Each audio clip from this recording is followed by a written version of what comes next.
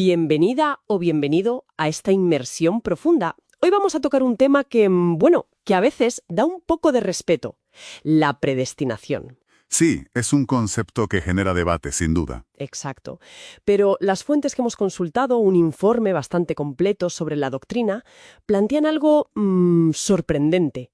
¿Y si en vez de miedo fuera una fuente de seguridad? Esa es la clave que queremos explorar, ¿verdad? Esa es nuestra misión hoy. Porque es normal sentir esa inquietud existencial. ¿Está mi destino ya escrito? ¿Soy una marioneta? Claro, esa sensación de falta de control. Sí, la idea de un decreto divino inalterable puede hacer que uno dude, ¿no?, sobre su propia salvación. Es una reacción muy humana.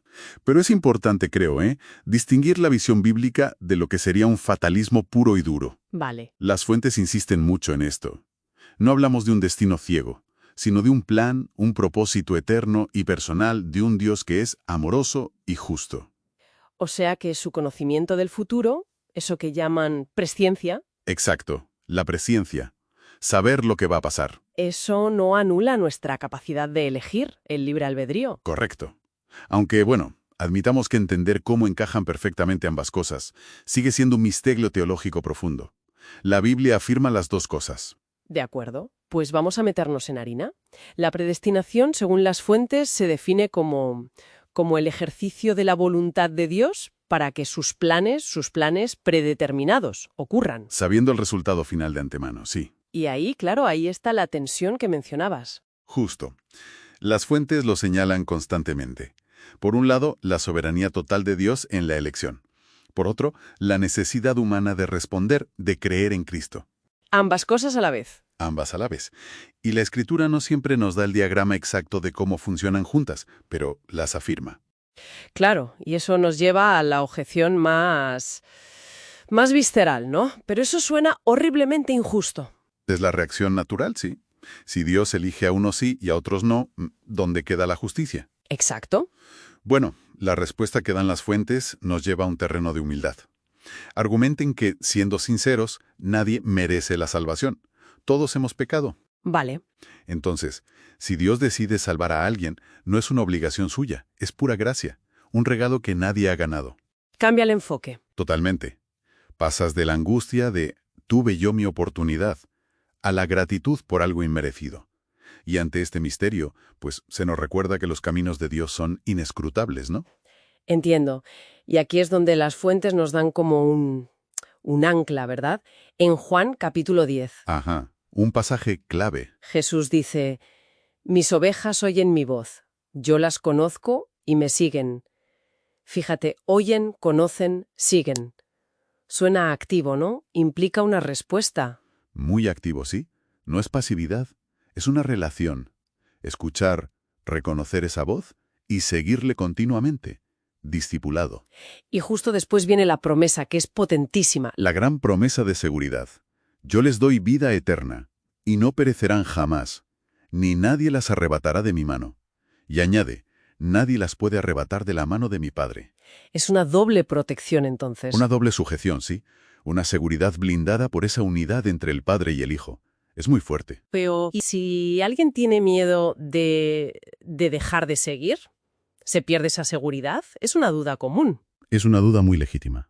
Una lectura cuidadosa que proponen las fuentes sugiere algo interesante.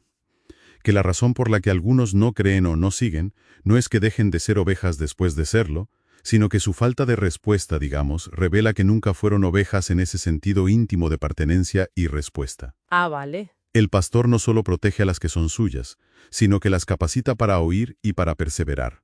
La seguridad al final no descansa en la fuerza con la que nosotros nos agarramos a Dios. Sino en su poder para sostenernos. Exactamente, en su poder preservador. Entendido.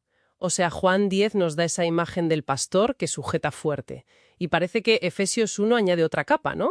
Habla de oír, creer y ser sellados con el Espíritu Santo. Primera es el sello. El sello. ¿Qué significa? Pues en la antigüedad, un sello era una marca clarísima de propiedad. Esto es mío. Y también de protección garantizada. Como un sello oficial en un documento importante. O incluso el que pusieron en la tumba de Jesús. Ah, claro. El Espíritu Santo es esa marca de que pertenecemos a Dios y estamos bajo su protección segura. Propiedad y protección. ¿Y la segunda metáfora? Es la de las arras. La palabra griega es arrabón. Arras, como en las bodas. Algo parecido, sí. Significaba un anticipo, un pago inicial que garantizaba que el resto del pago llegaría seguro, como la señal que das al comprar una casa, o sí, como un anillo de compromiso. Es una prueba tangible. Vale. El Espíritu Santo en nosotros es esa garantía de Dios, ese primer plazo que asegura que completará nuestra salvación, que la herencia celestial es segura. Tiene mucho sentido. Las fuentes mencionan brevemente el debate histórico, ¿no? Calvinismo, arminianismo, Sí, claro, son los intentos a lo largo de los siglos por sistematizar esta tensión. intentos de explicar cómo encaja todo. Exacto. La elección es condicional o incondicional. La fe viene antes o después. Se puede perder la salvación o hay perseverancia garantizada. Son sistemas teológicos complejos. Pero el punto clave que resaltan las fuentes es: Es la humildad, yo diría. Más allá de si encajas perfectamente en un sistema u otro, la seguridad real está en la persona de Cristo, en confiar en un Dios que es soberano, sí, pero también justo y amoroso. Entonces, resumiendo un poco, ¿qué nos llevamos de todo esto? Para la persona creyente que a lo mejor está luchando con la duda. El consejo parece ser: no te obsesiones intentando descifrar decretos eternos en el pasado. Mira tu presente. ¿Hay respuesta al Evangelio ahora? Exacto. Hay fe. Hay arrepentimiento aunque sea débil. Eso en sí mismo es evidencia de que el Espíritu está obrando. La obra de Cristo fue suficiente, completa, aseguró el perdón y también la fe necesaria para recibirlo. No estamos, digamos, a la suerte.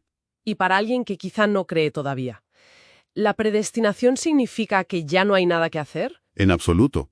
Las fuentes son claras. La predestinación no anula la evangelización ni la oferta genuina del Evangelio.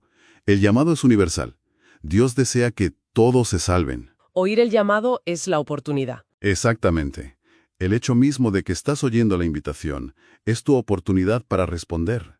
La salvación es para todo aquel que cree. La puerta está abierta. Entonces, en conclusión, parece que esta doctrina, la predestinación, bien entendida desde estas fuentes, puede dejar de ser algo que asusta. Y convertirse en un ancla. Sí, un fundamento sólido de esperanza, basado en quién es Dios, en su fidelidad, en su soberanía. Exacto. Y quizás, para terminar, una reflexión que podríamos dejar en el aire. Si nuestra seguridad final no depende de cuánto nos esforcemos nosotros por mantenernos firmes, sino de la fidelidad de Dios que nos sostiene a nosotros. ¿Cómo podría esa verdad, si la asimilamos de verdad, transformar nuestra vida diaria? Podría quizás liberarnos de esa ansiedad por el rendimiento espiritual y cultivar una confianza mucho más radical en él. Una pregunta potente para seguir reflexionando.